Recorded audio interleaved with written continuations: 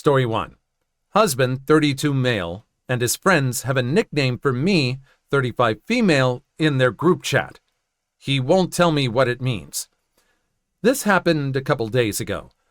My phone ran out of juice right as I was texting my mom about something rather important, so my husband let me use his. As I was typing, a banner popped up with a text from one of his friends to their group chat saying to the effect of, "Hey, husband, do you and ST still want to Halloween plan we talked about?" Of course, I'm like, who's ST? Those are not my initials. I briefly looked at the chat. A few messages up, I was at least able to confirm ST was me, in context of my husband mentioning specific things I'd done that day. Like I said, ST is not an abbreviation of my name or any name I would go by.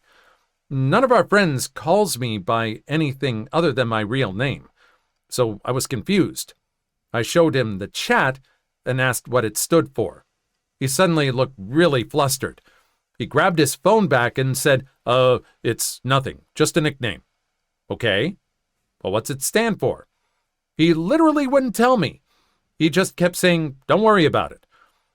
Well, is there some reason I would need to worry? I wouldn't be worrying if he just explained what it meant. I was a little put off by this, to find out all his friends are calling me something I don't even know about. I told him, even if it's just some dumb joke, at least tell me, because clamming up just makes it look kind of weird. He still refused to tell me. This entire back and forth was maybe a minute or two. Then he suddenly goes, "Okay, fine. It's super terrific." Look, I can't tell if I'm being crazy, but I just don't fully buy that. If that's all it was, why not say so the first time I asked? I asked like 3 or 4 times for him to tell me what it stood for. Why keep avoiding it? On the other hand, I know this makes me look like a really high-strung paranoid person to be suspicious when it could so easily be what he said. I don't want to accuse him of lying with no proof over something so stupid. This is still bugging me a little. I just want to know if I'm being insane to have an inkling of doubt about it standing for super terrific. Do you think he was telling the truth? Would it be ridiculous to bring it up again at this point? Yes. You were intruding on his group chat with his friends. They have a nickname for you. It's ST. He doesn't want to tell you what it is. Fine.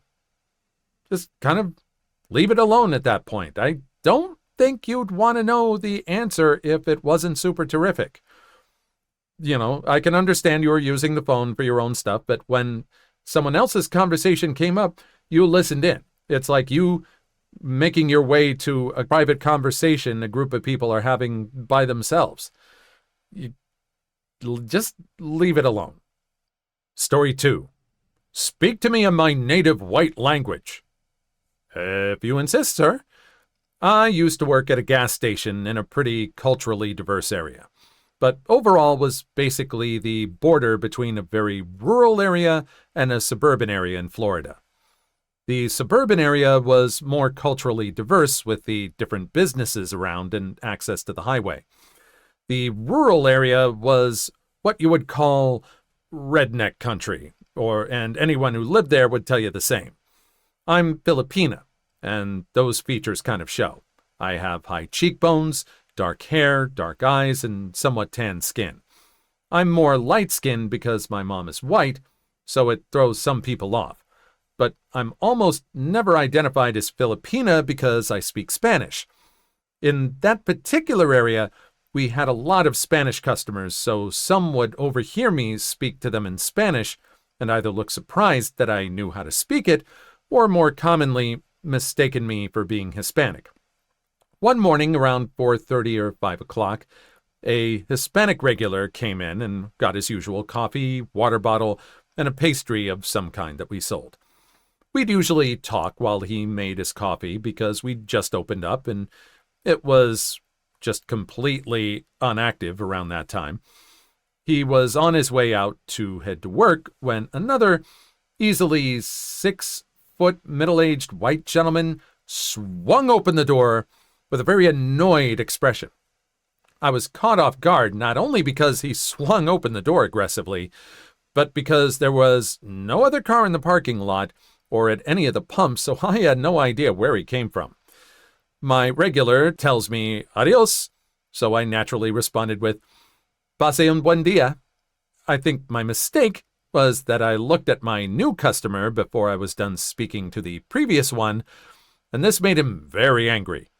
He started yelling at me, saying I was being racist and that I was racially profiling him. What he meant by that, I still don't know. I apologized and tried to explain that I was talking to the other man walking out the door, and he cut me off and told me to speak to him in his native white language, putting a heavy emphasis on white when he said it.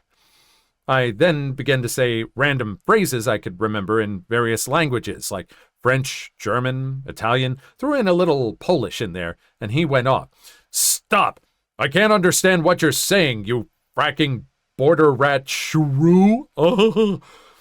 Honestly, that was a new one for me, but I stopped as requested. I looked at him with the biggest smile on my face and told him, I'm sorry, sir, I don't know which white language you wanted me to use, so I was trying all of them to see which one it was. He started calling me racist again, claiming he was going to call corporate on me for racially discriminating against him and not giving him service.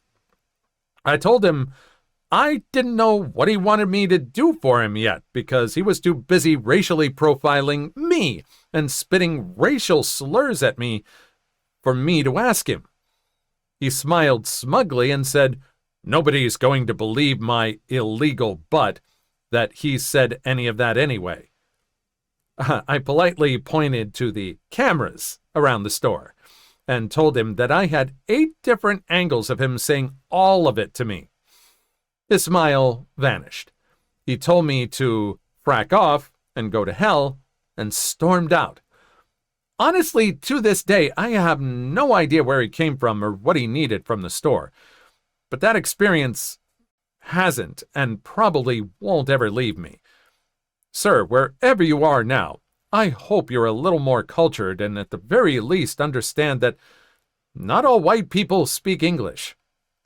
I don't know, it sounded like this guy was just coming in for free stuff, trying to look for any excuse to call corporate and try and tell on someone and inconvenience them so that they could get something out of it no matter what it was. And just sounds like he just wandered in. I'm pretty sure he walked to that store. I don't think there was a car anywhere. Story 3. I, 27 female, am being asked to use my personal computer and download a tracker for work. As the post says, I'm a 27-year-old family nurse practitioner in Virginia. I work in private practice. Think family doctor. And my company from the beginning has required me to use my own personal computer. When I was hired, I wasn't told about that. But instead, on the first day, they told me to bring it and use it daily as it needs to go in with me to see the patients. I think this is crazy for a variety of reasons. Lots of wear and tear that I'm not compensated with. Bring back and forth, risk of losing it or being stolen, patients' records on my personal computer, sick people getting germs on my computer, and on and on. I have been at this position for 5 months or so, and so far the mouse pad has stopped working because my hands are always wet with hand sanitizer. So then I had to buy a wireless mouse. I have a nice computer, and I hate that it's being destroyed like this. Today, I have strep. Strep as an adult, terrible. I told my boss I could either stay home or stay home and work at home clearing lab results, etc. That night on the phone, she said, yes, please work from home. First thing this morning, they wanted me to install a timer to my personal computer that allows the practice to see how much time is being spent in each chart. For billing purposes, they say. It was a Google Chrome timer extension. I told them that I would be more than happy to use that on a work computer. We have a few desktops, but I was not comfortable downloading a timer on my home computer. She said, okay, but was clearly mad, and then 5 minutes later, had her assistant call me and tell me to stop working for the day since I wouldn't install the timer and that I was now only allowed to use a desktop at work. This is on top of the fact that I have to clock in and clock out on an app on my phone that tracks my GPS. Yes, I have a master's degree and have to clock in and out even for lunch. During the entire time it's on, GPS is tracked. So listen, I know I need a new job, but is this legal? How do I approach this? I am now going to have to use sick or vacation time that I wasn't planning on using. I think I should be paid for my time today. Not a legal person, can't give that kind of advice, but I think this is very illegal. I hope someone else can give you the comments that you need to look at. But yeah, a lot of this, you either need to be compensated or you need to stop using your own computer for work. Because, like I said, there's no compensation. That sounds completely and totally illegal to me. And I'm sure some labor boards, and I hope, or a union or something might be very interested in hearing what you have to say. Please like and subscribe if you've made it this far. I hope you'll enjoy the rest of the video and have a wonderful day. Story 4.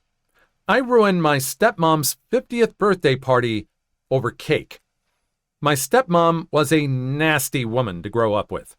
Mean, vindictive, and had an inferiority complex that she used to attack anyone who was doing well, especially those doing better than her. My dad spent my childhood on the road, and Mom was in and out of inpatient facilities until she passed. So a lot of my time was spent with her being my only available carer or guardian. I won't hogwash and say I was perfect, but I wasn't bad. Good student, involved in community and school activities, and as soon as I could work, I got a job. My biggest issue was that I often took an attitude with her and her family, all of whom sucked to be near. These people have been in my life since I was 4. I'm now in my late 20s, and not one of them was ever supportive or kind. I had aspirations to go to school and be a psychologist, a teacher, a therapist, a veterinarian. Honestly, I just think I liked the structure school offered and wanted to continue with it after graduation. But as soon as I was handed my diploma, my stepmom handed me a notice to vacate the property. Less than a month later, I was gone. To be fair to him, my father did try to intervene and prevent the eviction since it was his home.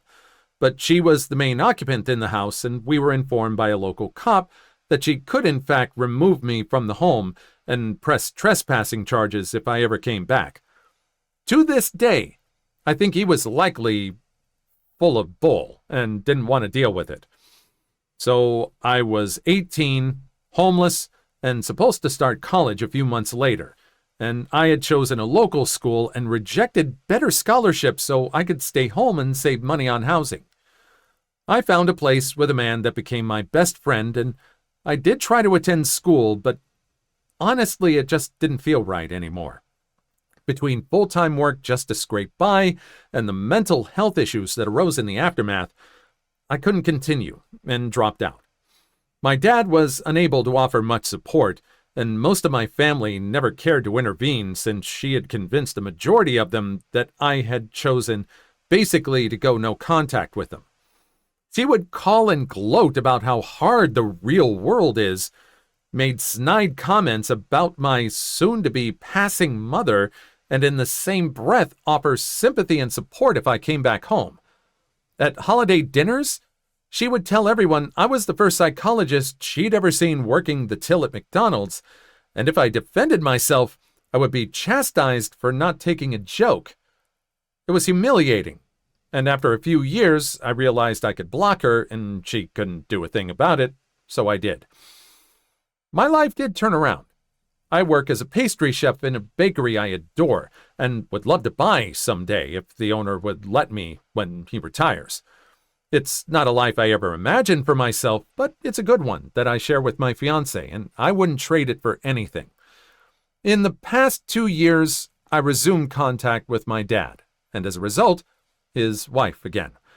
He's still a doormat, and she's still a female body part, but she's not picking on a little girl anymore. And I bite back now. I've also managed to contact my mom's family, who had been estranged from her for decades before she passed, and met people who could have truly loved me if they had known I existed. Dad's family are kept at arm's length, but I finally have a family that I can talk about when my friends are discussing holiday plans, and that's all I ever wanted. Doing what I do for a living, I always show off a bit at family gatherings, and I've often made custom cakes for relatives when asked. Boundaries have been established, and after the first cousin who tried pushing them found herself without a cake for her son's birthday, they are respected. Stepmom hates my job. She hates that I'm happy, that I don't care if I'm a bit plump, that I'm engaged and she's not allowed near the wedding. She hates that I'm good at what I do, and try as she might, the only thing she can ever insult is the fondant, which, fair. I don't care for it either. At my dad's birthday party last month, I baked a lovely 3-tier red velvet cake for him and provided numerous pastries as well as a cookie buffet. Ugh. My boss is a godsend for letting me use his industrial kitchen to make it all. Day of, all Stepmom could say was that my cake tasted like a box mix, and that was it. 2 decades of abuse, and I was finally done trying. I spent days making everything I provided, all free of charge, and she compared my labor and knowledge to fracking Betty Crocker. No shame to anyone who bakes or likes Betty or any other box mix, but it's like comparing fast food to your own home cooking, and the fast food being preferred. A total slap in the face to the hours of labor and effort and years spent honing and perfecting recipes. She asked me at the beginning of February to bake her cake for her 50th birthday. No other details other than she didn't want red velvet and it was for 100 people.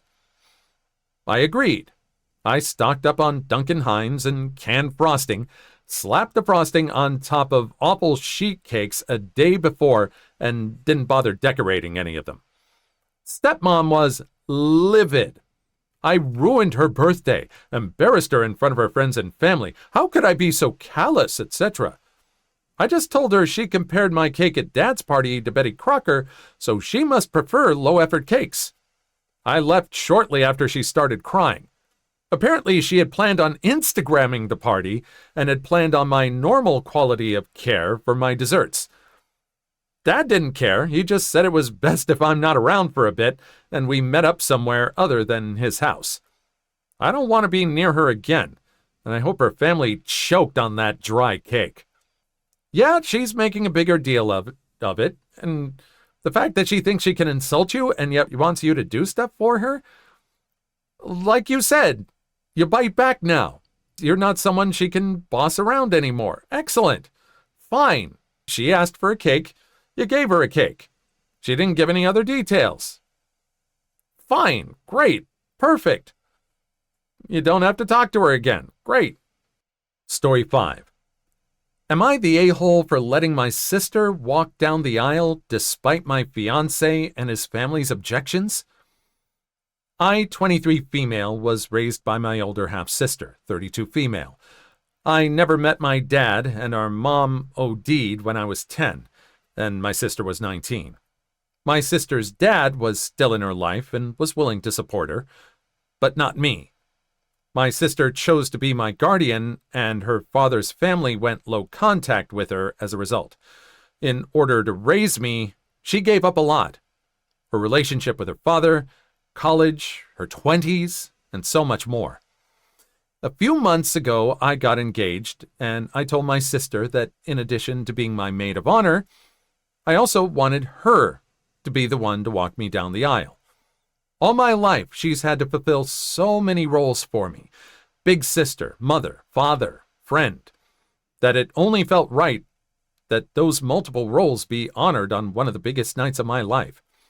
My sister was ecstatic, and so was I.